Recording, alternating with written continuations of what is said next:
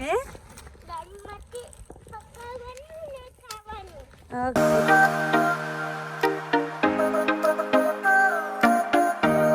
ના પપ્પા ટિયાન્સને મૂક્યા હતા. હવે મારો ટાઈમ છે આજે લેવા જવાનો, એટલે મેં લઈ આવું ટિયાન્સને. આજે વેધર સારું છે.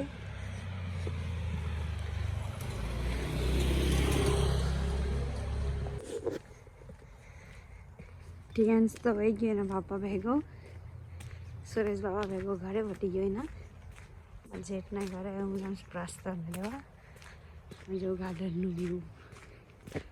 આજે વેધર તો નાઈસ છે, ઠંડી પણ એટલી નથી.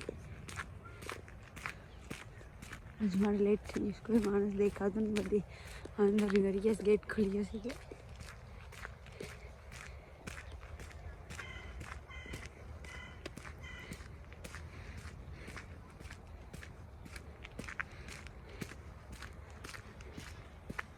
અહીંયાથી પણ શોર્ટકટ છે, પણ વરસાદનું ખરાબ છે તો બૂટું ખરાબ થઈ જાય એટલે આમ જવાનું.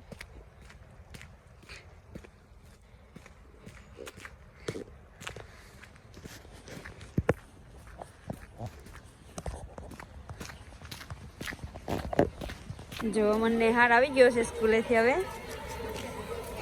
ઠંડી લાગતી ને લાગે?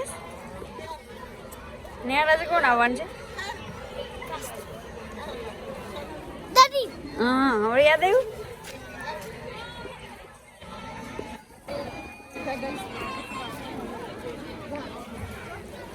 મમ્મી શોપિંગ બી કરતા આવ્યા. ટિયાન્સને જો માથે ભાર લઈને જઈશ, હેંગુ માથે લઈ જઈશ. તે વજન છે મને. ટિયાન્સ ડ્રમસ્ટિક ક્યાં લીધીશ તે? કેમ ભાડી છે તો?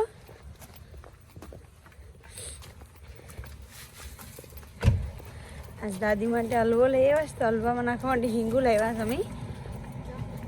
ટિયાન્સ આજ દાદી આવવાના છે એટલે દાદી માટે પકાવવા લાવ્યો હે? ઓકે. આની પાસે છે આલુ. શો યાર આલુ, આલુવાળો છે.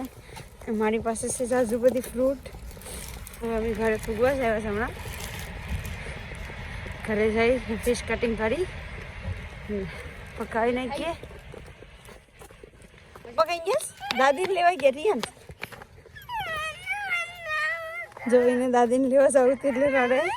સ્કૂલેથી લેટ આવ્યો તેનો પપ્પા વહી ગયા ગાડી લઈને. નિયર એકલો ચાલુ કરી દેતો સાહેબ.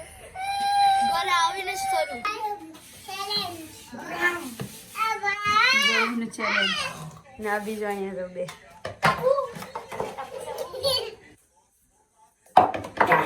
ત્રણ નાટક. આનું રડવાનું બંધ થઈ ગયું. હવે એનું પપ્પા વાટી ગયા હતા ને યાદ આવી ગયા હતા. ગાડી દોડાઈને આવે હમણાં. ઓકે તું પકાવી દો ખરી. તારું પકાઈ ગયું? જલ્દી પકાવી ને પછી પપ્પા હમણાં આવીને ખાહે.